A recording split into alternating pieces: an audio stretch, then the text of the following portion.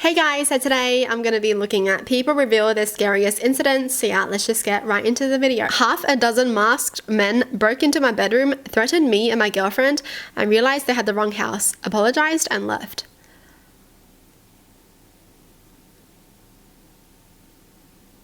I mean, at least they didn't do anything else, right? At least they didn't kill them and leave. They just apologized and left. Ah. I'm kind of curious now, like, why do these guys want to break into someone's house so bad? Like, what kind of business they have with that person?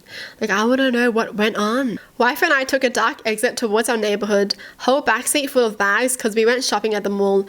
There's a red light at the intersection once you get off the exit, and we pull up to this tinted old car.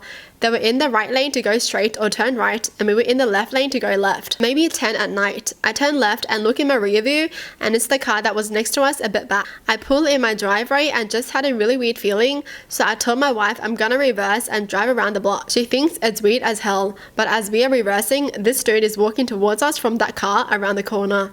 I dip out and make it look like I was just turning around and drove like a mile away before heading back. Just had this gut feeling, man. Who knows what would have happened, but it was scary. It's always scary at night when someone gets out of the car and walks towards your car. Like, what do you want? That's never happened to me before, but if it happens, I'm gonna get out of there too.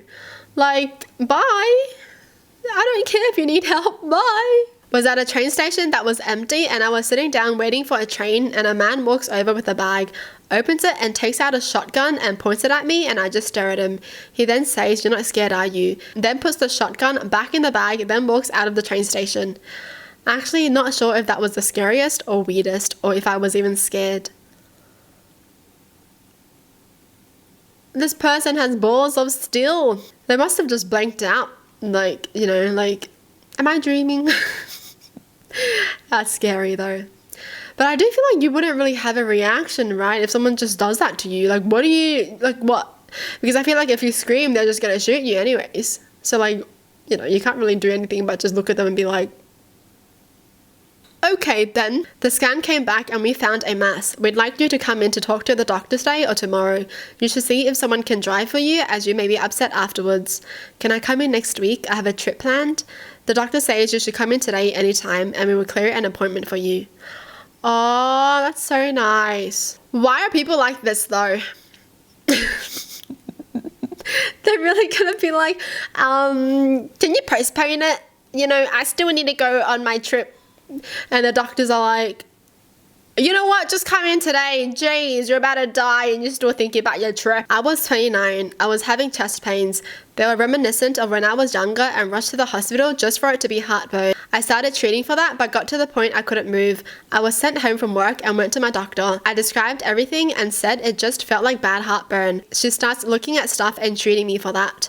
Just as she's about to send me on my way, she's like, let's do an EKG. After the results, she brought in the big doc who agreed with her, and they said they want to keep me overnight for observation. I get there and they hook me to a ton of devices, test and start medicating me. All they told me before I fell asleep from the meds was I had an enlarged and weakened left ventricle. It's now maybe 3 a.m. I am awoken to the creepiest looking doctor ever. He had this skeleton thin body, but with a round pot belly. He was bald, but with this greasy stringing hair that was like long, and he draped a foo over his head.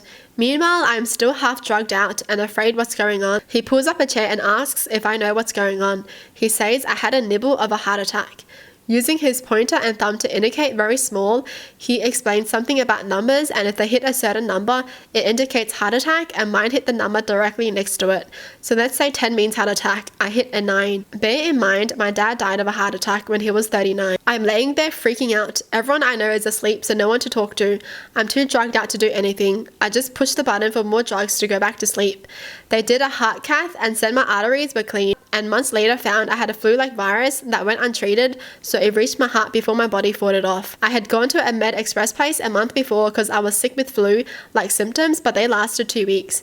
The doctor there said, it's the flu, you're young, you'll get over it, without doing any tests. I had to wear a heart defibrillator for about 4 months after that, and on heart meds for life, all because the express doctor was too lazy to test anything. But that night shift doctor looked like death, and I thought he was coming to tell me I died.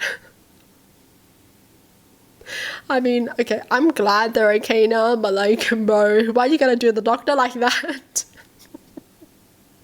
He was really expecting the doctor to be like, "You're in hell."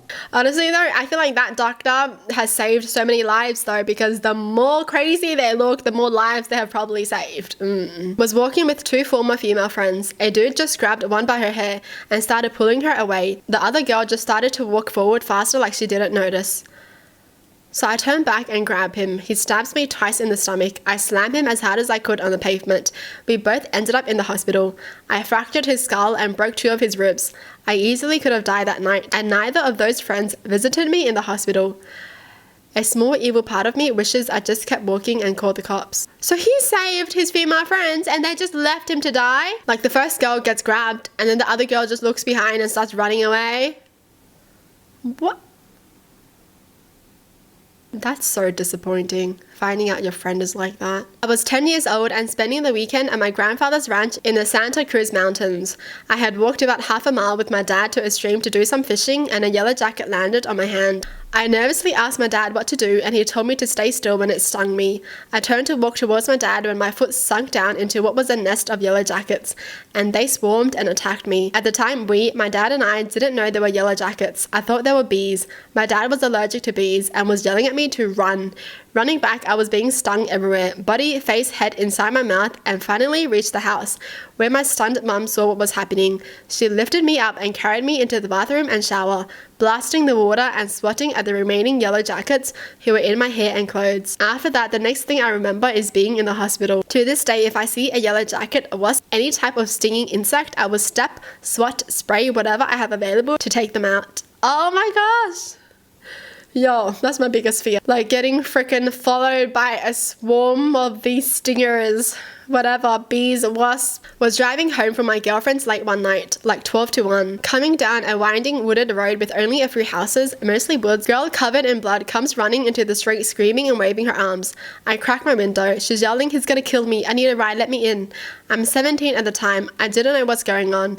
Is someone waiting in the woods to kill me and steal my car? Does she really need help? I don't know. I drive off. Get about a mile or 2 down the road and call the police, let them know what's happening and where I am. They say they're on their way. I turn around and drive back a little closer.